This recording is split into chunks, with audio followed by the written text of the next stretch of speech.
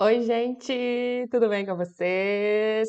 Bem-vindos à aula de língua portuguesa do dia 3/6/2020, da turma do segundo ano da Educação para Jovens e Adultos, a EJA do Colégio Olympus. É um prazer estar aqui falando com vocês. A nossa aula de língua portuguesa hoje, nesta.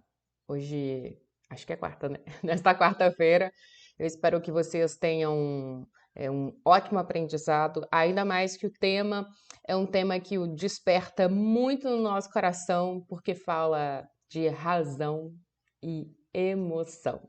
Logo aí no início, você já deu para ter uma ideia do que será quando eu coloquei esta frase: ser ou não ser? Eis a questão. Nosso tema de hoje é sobre literatura. Literatura, para muita gente, parece ser um bicho de sete cabeças, mas hoje eu vou mostrar para você que não é. Literatura é uma forma de expressão. E eu vou contar para vocês e mostrar. Vamos lá. Começando falando sobre literatura. Literatura é uma forma de arte. Isso, forma de arte, é uma forma de expressão humana. É, Quando a gente fala em arte, muitas vezes a gente só lembra de escultura, né? Esculturas famosas. A gente tem a Pietà de Michelangelo, que é como Nossa Senhora segurando Jesus morto no colo dela. E é de Michelangelo, e ela é muito famosa, é uma escultura, e assim como esta, a Pietà, existem tantas outras de diversos outros artistas que são muito famosas e que quando a gente lembra de arte, ou vem uma escultura, pode vir uma pintura na cabeça da gente. Acho que uma das mais famosas e que todo mundo conhece, todo mundo lembra, é a Mona Lisa. A Mona Lisa, que é tão importante, tão famosa, mas que não é a única forma de arte, né? Nós temos outras tantas expressões que são formas de arte. São expressões humanas, né? Expressões dos sentimentos humanos. E a literatura encaixa-se justamente nisso. A literatura é uma forma de expressão, uma forma de arte humana. Quando a gente fala em música, né? Música é uma forma de arte também que utiliza não só a palavra, mas também o ritmo, né? O som para se fazer comunicar. Quando a gente está falando de escultura, né, aquelas obras imensas, elas têm um propósito geralmente para despertar algum sentimento na gente ou alguma reflexão. A gente também outras formas de arte, arquitetura também, né? A forma como os prédios foram construídos há anos atrás e como eles são construídos agora. São todas formas de expressões humanas e a gente vai tratar da expressão humana de formas de arte, que é a literatura. Começando a dizer aqui sobre literatura, literatura, como eu disse para vocês, é a arte, mas é a arte da palavra, né? Enquanto o escultor vai usar um martelo, o pintor vai usar um pincel e tinta, a literatura vai usar a palavra para se expressar, para se fazer entender. Então a gente tem que literatura é a arte da palavra e ela usa a língua, né? A língua, que eu já expliquei para vocês a diferença de língua, linguagem e fala, e ela utiliza a língua, que é um instrumento de comunicação e de interação social, para cumprir esse papel aí de levar conhecimento, a cultura, a forma de se expressar daquela determinada comunidade. Essa literatura aí, ela está sempre vinculada ao lugar de onde ela surgiu. A literatura, como forma de expressão, como forma de arte, ela vai estar sempre retratando de onde ela surgiu. A literatura brasileira é muito diferente da literatura portuguesa, por exemplo, mesmo sendo duas nações que falam a mesma língua, falam a língua portuguesa, mesmo assim a forma de literatura é diferente. Mas por que a forma de literatura é diferente aqui no Brasil e lá em Portugal, já que a gente fala português?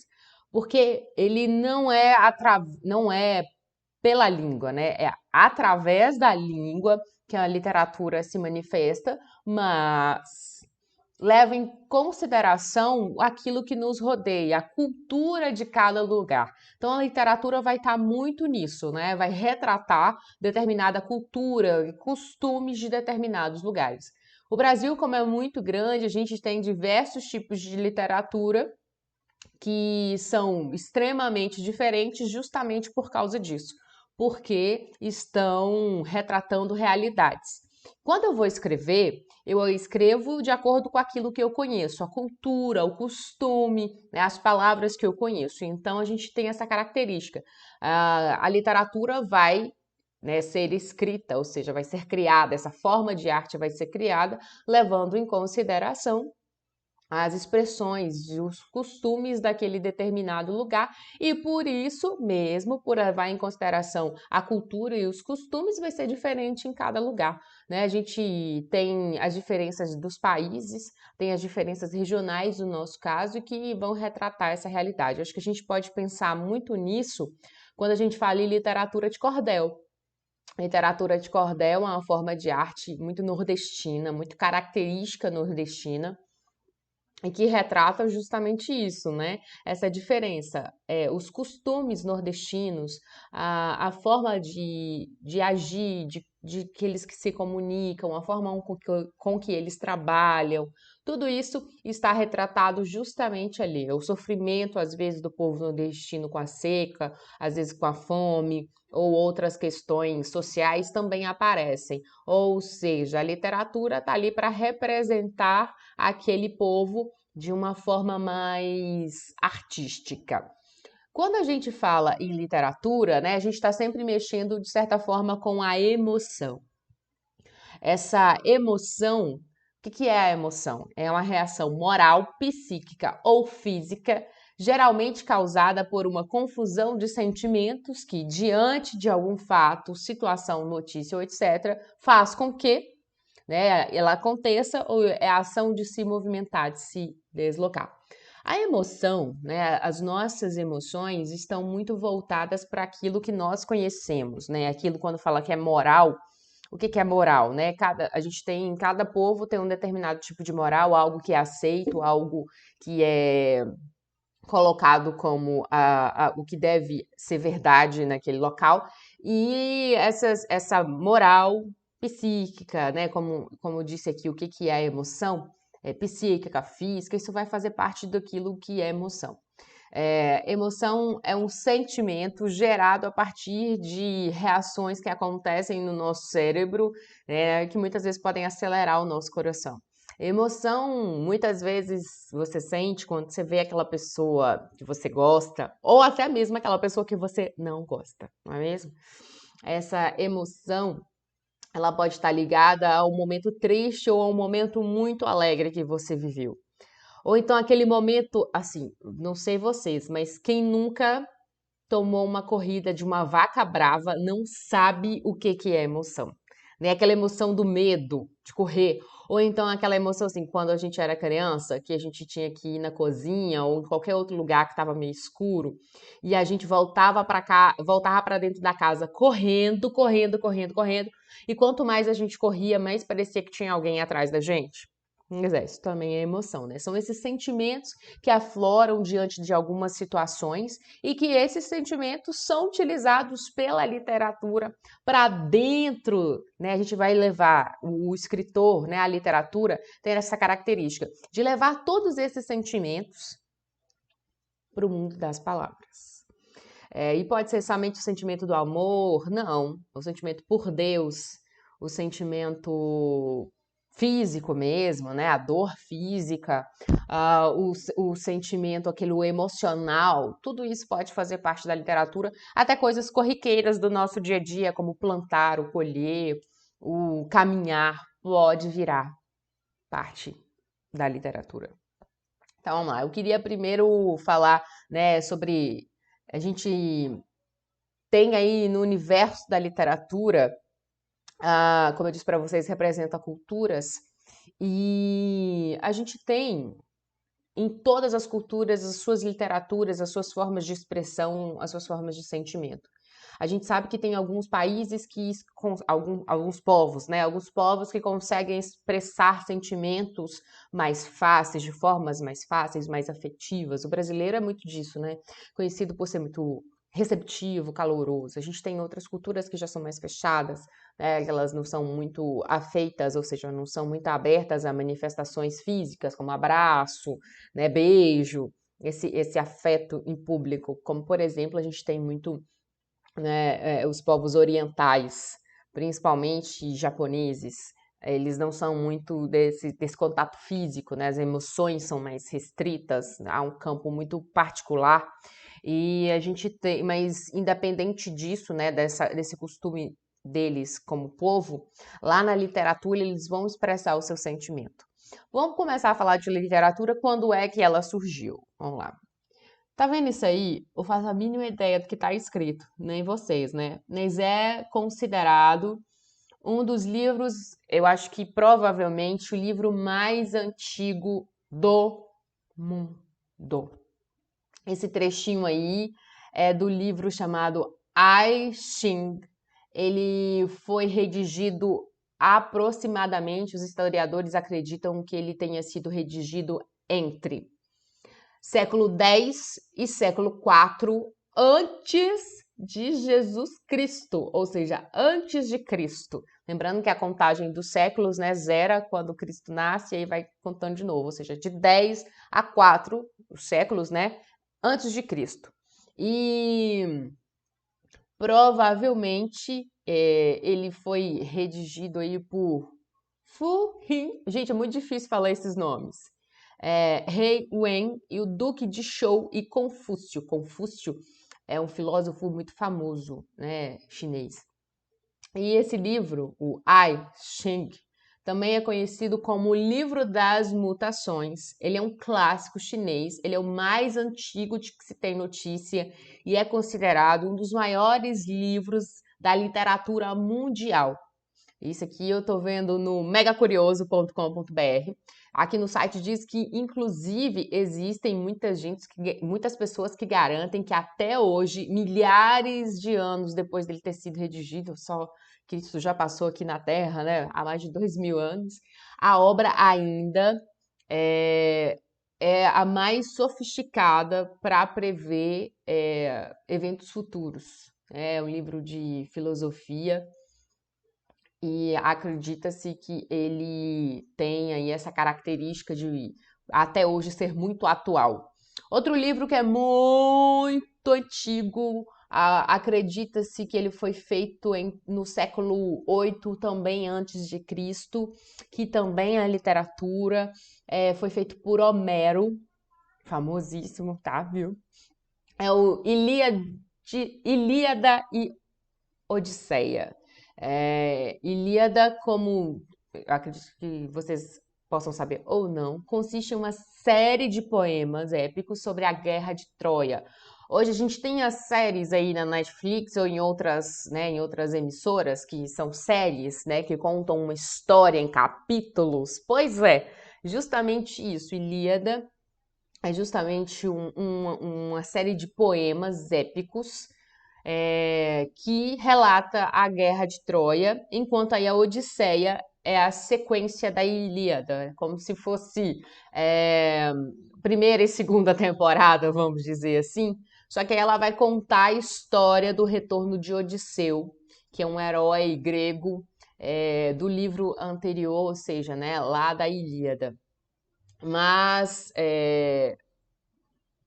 acho que uma coisa que vale a gente lembrar é o seguinte: é, esses poemas muito antigos, né, eles têm uma característica muito diferente de literatura da que é registrada hoje. Afinal de contas, o mundo foi evoluindo e junto com essa evolução do mundo, a literatura também evolui. Por que a literatura evolui? A literatura, como eu disse lá no início da aula com vocês, a literatura é uma forma de expressão humana da cultura, do que está acontecendo no momento.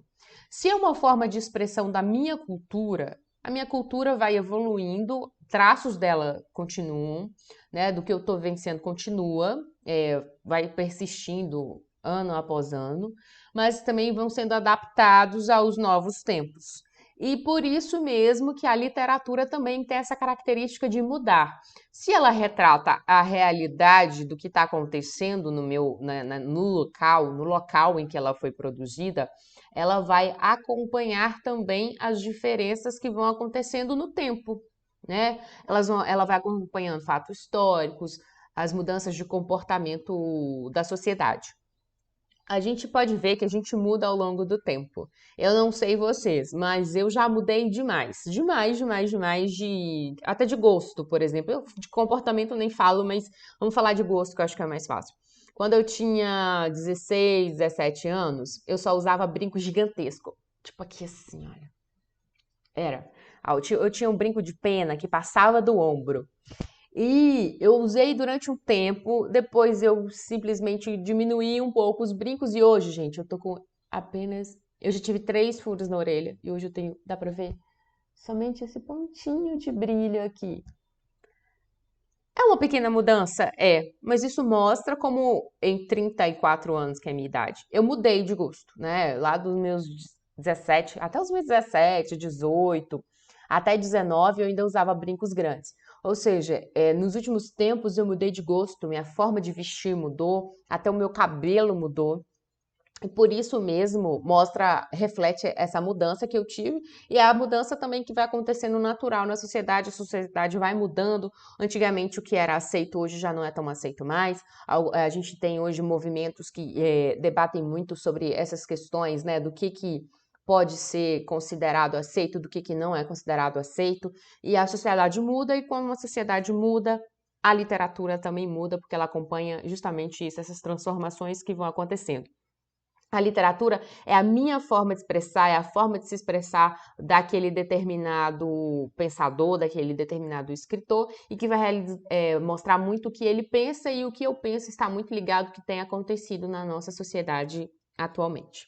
Então, passando aí, lembrando né, de onde surgiu a literatura, né, o primeiro livro, o livro das mutações, está lá para o século entre 10 e 4 antes de Cristo. Ilíada e a Odisseia também, está lá no século 8 antes de Cristo, muito longe da gente. Mas a literatura até hoje, naquela época, né, era a comunicação era muito mais difícil, a literatura ganhou um papel importante, hoje ela também é importantíssima. E a gente vai passar então um pouquinho para a literatura brasileira. Quem tiver a apostila pode acompanhar, tá na página 9. Página 9, literatura brasileira, as primeiras manifestações. Eu vou ler um pouquinho aqui na apostila com vocês. A página 9 diz o seguinte, né, sobre as primeiras manifestações. O primeiro texto criado no Brasil foi a Carta do Achamento do Brasil, ou seja, a Carta do Descobrimento do Brasil, que é a Carta do Pero Vaz de Caminha. Um trecho da carta tá aqui, olha, deixa eu achar aqui, gente, na página 2, né? E se você for lá e ler esse trecho, você vai ver que é muito diferente a forma como ele escrevia. Mas é porque eram as palavras que eram usadas na época, eram as formas de expressões como que eram usadas na época, então ele escreve de acordo com a realidade dele, então ele escreveu com a linguagem dele. Então a gente tem o nosso primeiro escrito literário brasileiro, é a Carta do Pero Vaz de Caminha, que estava lá junto com Pedro Álvares Cabral, no Descobrimento do Brasil.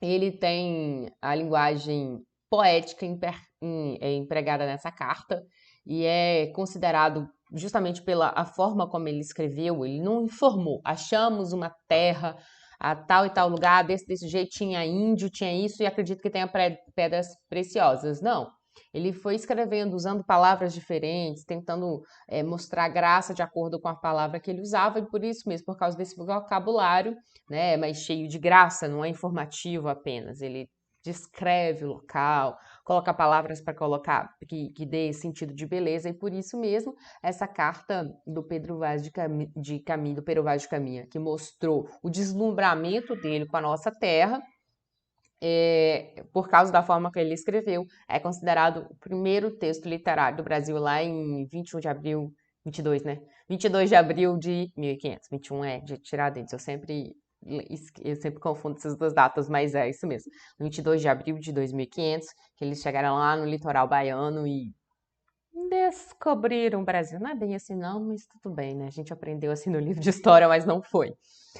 Bom, há novas evidências que mostram que não foi bem assim, né? Na verdade, já se sabia da existência do Brasil, muita gente. Então, a gente tem esse primeiro manifesto literário do Brasil, mas a gente tem aí outros estilos de época que apareceram na literatura mundial, alguns deles muito fortes aqui no Brasil, e agora está na página 11. Aqui, olha, quero falar para vocês os estilos de época. A gente pode ver que as obras literárias, elas, né, como eu disse para vocês, elas tentam captar esse efeito do tempo, ou seja, o que está acontecendo ali naquele local. E por isso a gente pode afirmar que essa forma de arte é produzida, quando ela é produzida, se você for observá-la, você vai entender o que estava acontecendo na sociedade naquele momento. Então, agora eu vou falar para vocês algumas escolas literárias que definem muito bem quais são esses momentos em que elas foram criadas e que descrevem muito bem o que está se passando naquele período, justamente na literatura. A gente tem aí o trovadorismo, que é do século XII. Século XII, o Brasil está nem perto de ser descoberto. Tem a visão teocêntrica do mundo. O que é a visão teocêntrica do mundo? Deus é o centro do universo. A gente tem aqui predomínio da emoção. É uma característica muito presente na maioria das escolas que tem essa ligação muito forte com Deus, é o predomínio da emoção. Afinal de contas, Deus faz parte do quesito da fé. Fé, de certa forma, é um sentimento, é uma emoção. E então, quando a gente tem Deus como centro da literatura, na verdade, Deus não era só o centro da literatura aqui no trovadorismo, no século XII, né? Deus era o centro de tudo, tudo girava em torno de Deus, a igreja era muito forte, mandava basicamente no mundo, e por isso mesmo, por causa dessa força tão grande da igreja, da importância da igreja para o mundo, Deus, como a igreja representa Deus, Deus está muito forte em todas as crenças do século XII. Se ele está muito presente na sociedade, se Deus está muito presente na sociedade do século XII, ele estará presente também na literatura. Lembrando que é século XII depois de Cristo. Então, se ele tá, como eu disse para vocês, a literatura vai representar o que acontece na sociedade naquele momento, se Deus era muito presente naquele momento, no século XII, na vida das pessoas, isso socialmente, ele também estaria na literatura, porque a literatura retrata a realidade. Então, a gente tem o trovadorismo, Deus como centro de tudo, e junto com, já que a gente fala, né, desse sentimento, a literatura está muito voltada para a emoção. Aí a gente tem algumas mudanças, alguns séculos depois, e lá no século XV tem o humanismo. Como o próprio nome diz, lá a gente tem o trovadorismo, que é um estilo, né, das trovas, das cantigas mesmo. Isso que até esqueci de falar isso para vocês. Trova é cantar, é como se fossem cantigas que retratavam, né, a cultura do povo naquela época. Até escritas mesmo, né? A gente tem o humanismo, que vem do século XV. O século XV, como se lá eu tinha Deus no centro, quando se diz humanismo, já mostra muito humano, né? Então, já quem é que está no centro? Sai Deus e entra o que? Uma visão humanística do mundo, ou seja, como o homem interpreta o mundo, como o homem entende o mundo. Se é assim como o homem entende o mundo, quem está no centro do contexto do século XV é o homem, é o ser humano. E aí, quando está o ser humano dentro da literatura, dentro das discussões, ganhando importância na sociedade, a gente vai ter mais a razão, porque o homem vai estar muito ligado ao sentido da razão das coisas, o sentido científico das coisas. No humanismo, a gente tem muito mais uma visão voltada para a ciência, para por que as coisas acontecem daquela forma, e por isso mesmo a gente tem essa visão mais humanística do mundo, quando a gente vai ter sempre essa briga entre razão e emoção, e entre ciência e fé, mais ou menos, vamos dizer assim, e eu vou ter essa, né, tirada. Saiu Deus de cena, saiu a emoção e entrou agora o homem, né, e a razão para ser o centro no humanismo. Logo depois a gente tem o classicismo, que é conhecido como Renascimento, que é meados do século XVI. A gente vai ter a busca por valores perfeitos. A gente vai ter a busca pela perfeição. E essa busca pela perfeição era extremamente imposta na sociedade e em tudo, né?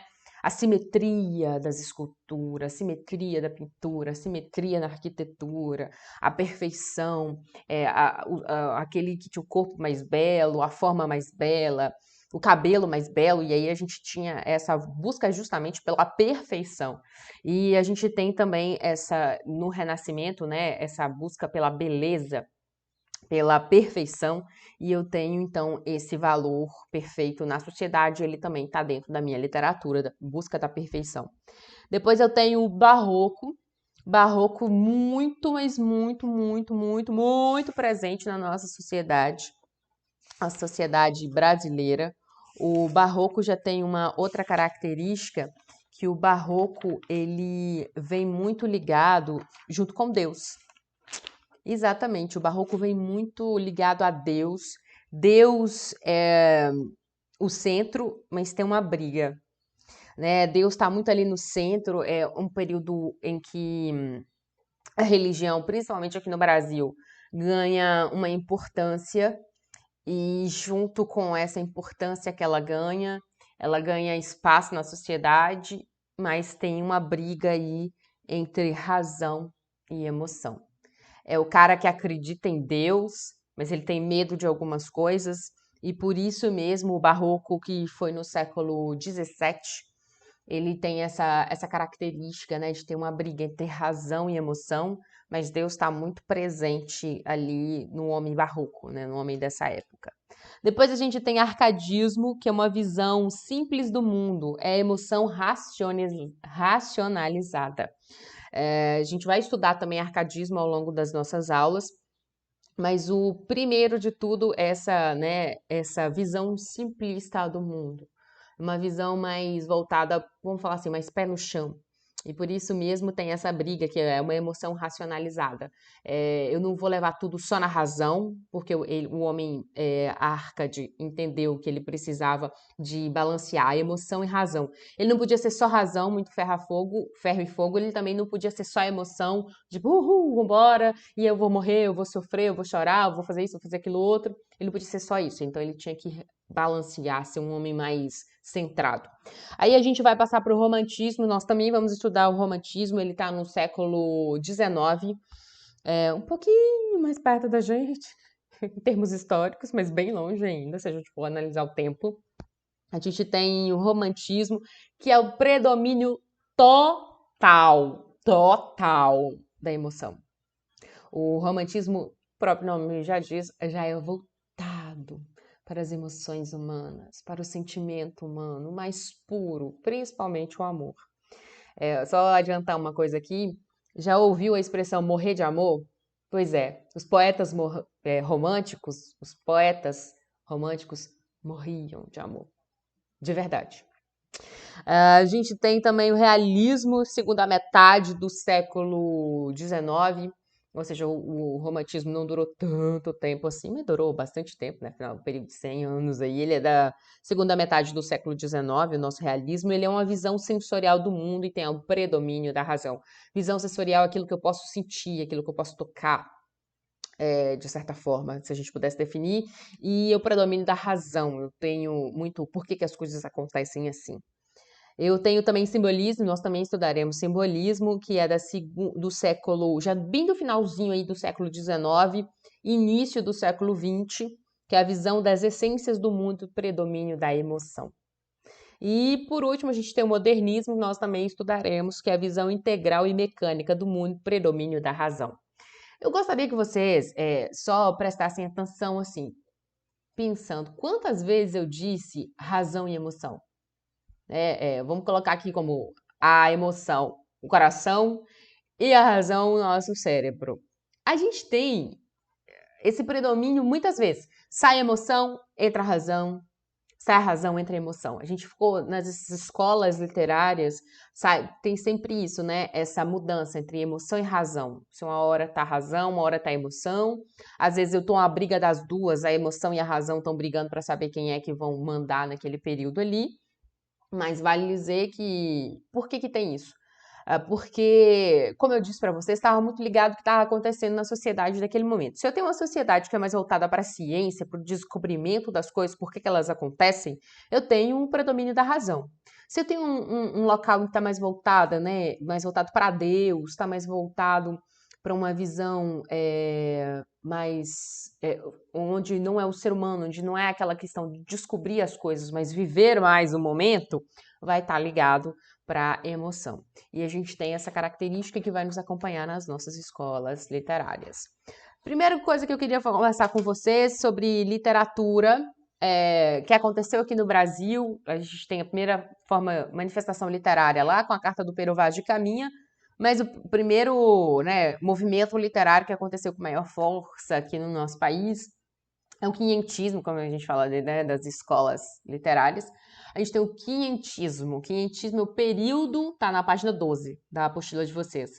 Quinhentismo é o período compreendido entre a chegada dos portugueses aqui ao Brasil, seria a escola literária brasileira que surgiu lá desde a chegada dos portugueses com a Carta do Pero Vaz de Caminha até o ano de 1601, quando teoricamente começou o barroco no nosso país. Como eu disse para vocês, o barroco no nosso país ganhou uma importância gigantesca, gigantesca.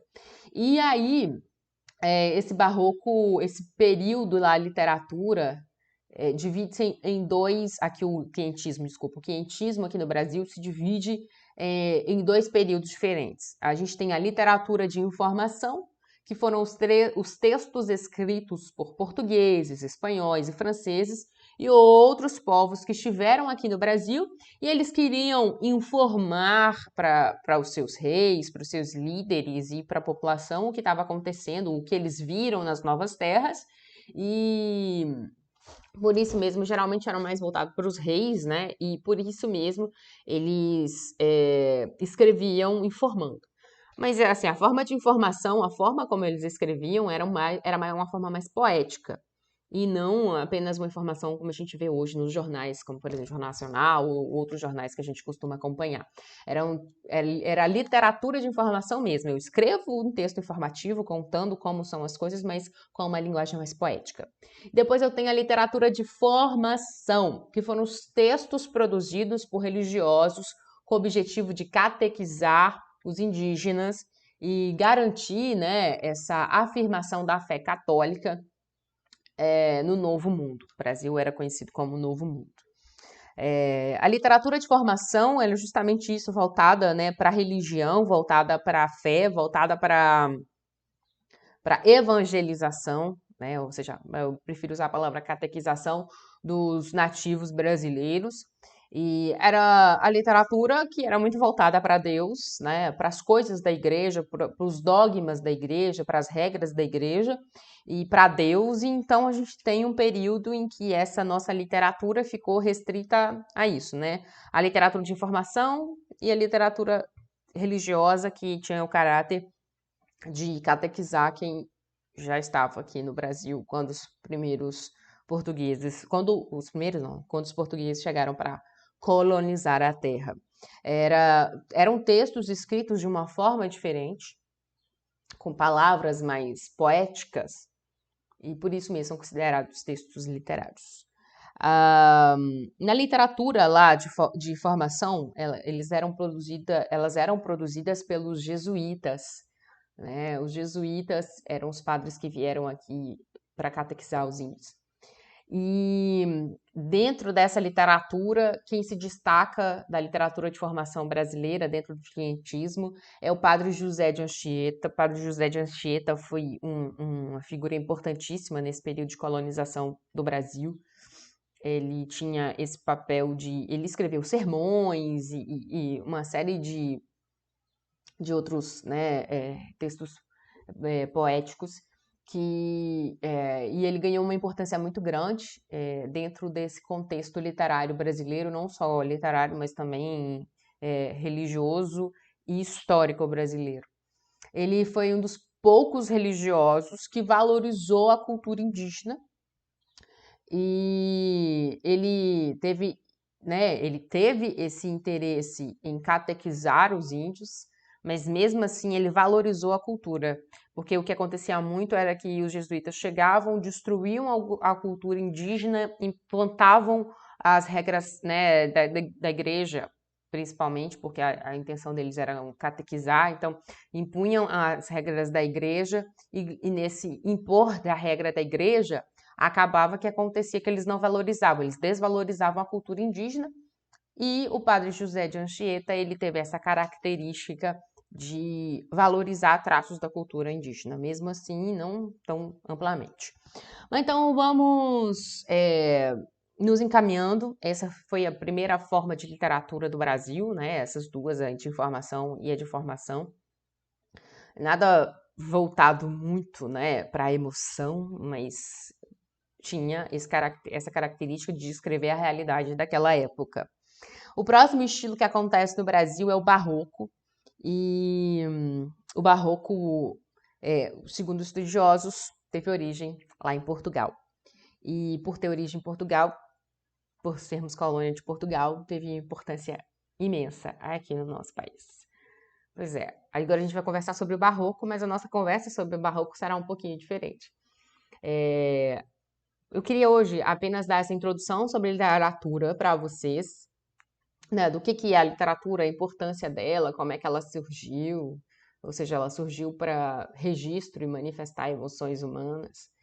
E eu queria passar para a atividade hoje com vocês. Antes da gente passar para a atividade, só queria lembrar aqui, olha, eu falei de leitura, mas não vale nada relembrar da importância da leitura. Ela solta a nossa imaginação, estimula a nossa criatividade, aumenta o vocabulário, facilita a nossa escrita, simplifica a compreensão das coisas, melhora a comunicação, amplia o conhecimento geral do mundo e liga o nosso senso crítico na tomada, ou seja, nos faz despertar para pensar com o nosso pensamento mesmo, com aquilo que a gente acha e não com aquilo que os outros acham.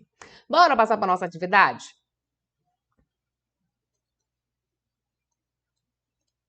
Opa, que errado. Gente, nossa atividade hoje tem muito a ver com essa questão da literatura. Como eu disse para vocês, essa aula de hoje foi só para dar uma abertura em relação à literatura, mas, né, e a primeira manifestação aqui, mas a próxima escola que nós vamos estudar é o Barroco, e o nosso trabalho é justamente sobre Barroco. Eu vou conversar com vocês aqui sobre Barroco, mas antes eu gostaria que vocês fizessem uma pesquisa. Lembra que eu falei para vocês que tá tudo muito ligado, o que acontece no mundo na atualidade, as coisas que acontecem, os costumes vão para dentro da literatura. Então eu sei o que aconteceu lá no meu período barroco na literatura. E eu quero que vocês façam para mim o seguinte: vocês vão pesquisar em livro, internet, qualquer lugar que você tiver acesso, sobre o período barroco, mas não na literatura. O que estava acontecendo aqui no nosso país, se você achar no mundo também, o que acontecia principalmente aqui no nosso país durante o período barroco. Sim. Então, vamos lá. É do século XVII, só lembrando que o barroco é do século XVII. Então, eu quero que você me conte o que estava acontecendo no Brasil, historicamente, no século XVII. Você vai fazer um texto sobre isso. Então, eu quero saber o que estava acontecendo no Brasil, não na nossa literatura barroca, mas sim no nosso Brasil no século XVII. Você vai fazer isso como? Você vai pesquisar e vai me escrever um texto sobre o período barroco, o que acontecia no Brasil, na nossa história brasileira, você vai fazer esse texto de no mínimo 20 linhas. Ai, professora, você vai fazer o seguinte, não vale 20, eu quero ele digitado. E eu não quero 20 linhas aqui do WhatsApp, não. Você vai escrever 20 linhas no seu caderno e vai digitar e me enviar. Por que eu quero isso? Porque como a literatura está muito ligada ao que acontece no nosso contexto histórico, às vezes na minha aula eu não vou ter tempo de explicar o contexto histórico, mas eu vou precisar que você conheça o contexto histórico barroco para você entender por que a literatura era daquela forma. Então você vai fazer essa pesquisa, você vai fazer um texto de no mínimo 20 linhas sobre o barroco, a história do Brasil barroco, e vai me enviar no dia 10. Dia 10 desse mês, ou seja, você tem um pouquinho mais aí de uma semana para me enviar. Dia 10 agora você vai me enviar esse texto. Tem que ter no mínimo 20 linhas, não esquecendo o seu nome e a sua turma, ok? Qualquer dúvida, estou à disposição. Queria agradecer a vocês pela companhia e abram, eu sei que muita gente tem dificuldade para ler, mas abra a sua cabeça para a leitura, para a literatura, porque são importantíssimos e nos fazem melhorar como seres humanos, evoluirmos e nos faz entender também por que muita coisa acontece da forma que acontece e às vezes a gente nem sabe por quê, e quando a gente começa a ler, a gente entende isso. Obrigada pela companhia de vocês. Lembrando que a atividade é um texto de no mínimo 20 linhas sobre o período barroco brasileiro, o que estava acontecendo na nossa sociedade, na nossa história, e não sobre literatura, tá bom? Eu vou entregar dia 10. Obrigada, gente, pela companhia. Espero que tenha ficado tudo muito bem entendido. Qualquer coisa é só mandar mensagem. Um forte beijo no coração de todo mundo. Tchau, tchau. Até a próxima aula.